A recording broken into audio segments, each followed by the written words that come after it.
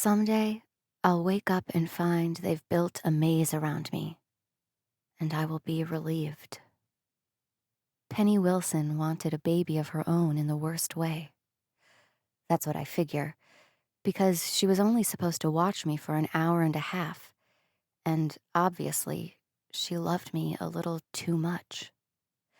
She must have hummed a lullaby, fondled each tiny finger and toe, kissed my cheeks, and stroked the down on my head, blowing on my hair like she was making a wish on a dandelion gone to seed.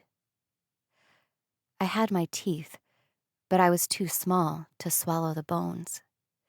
So when my mother came home, she found them in a pile on the living room carpet.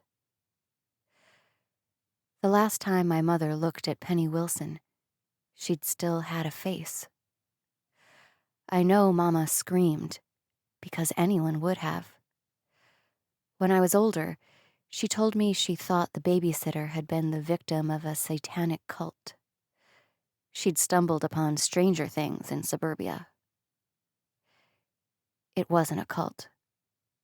If it had been, they would have snatched me away and performed unspeakable things to me. There I was, asleep on the floor beside the bone pile, tears still drying on my cheeks and the blood wet around my mouth. I loathed myself even then. I don't remember any of this, but I know it. Even when my mother noticed the gore down the front of my Oshkosh overalls, even when she registered the blood on my face, she didn't see it.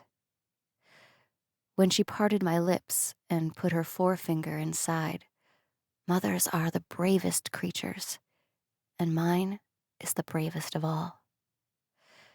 She found something hard between my gums. She pulled it out and peered at it.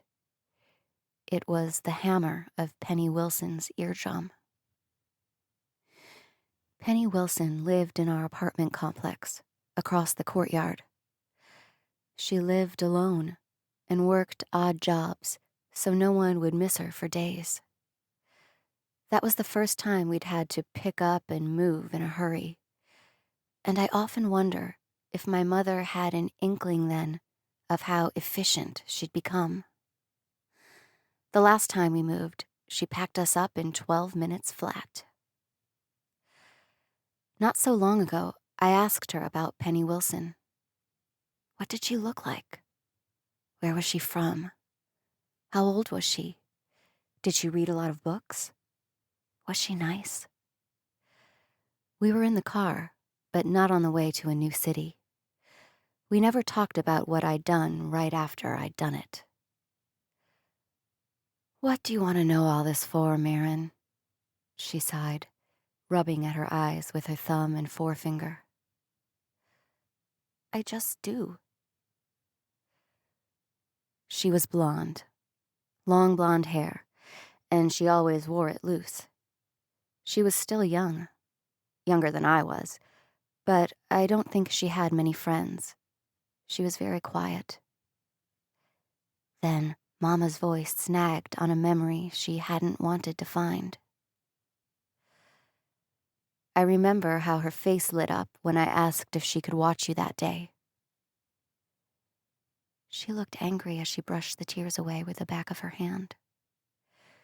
See, there's no point thinking about these things when there's nothing you can do to change any of it. What's done is done. I thought for a minute. Mama? Yeah? What did you do with the bones?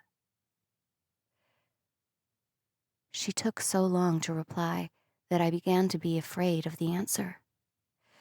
There was, after all, a suitcase that always came with us that I had never seen her open. Finally, she said, there are some things I'm never going to tell you, no matter how many times you ask. My mother was kind to me. She never said things like, what you did, or what you are.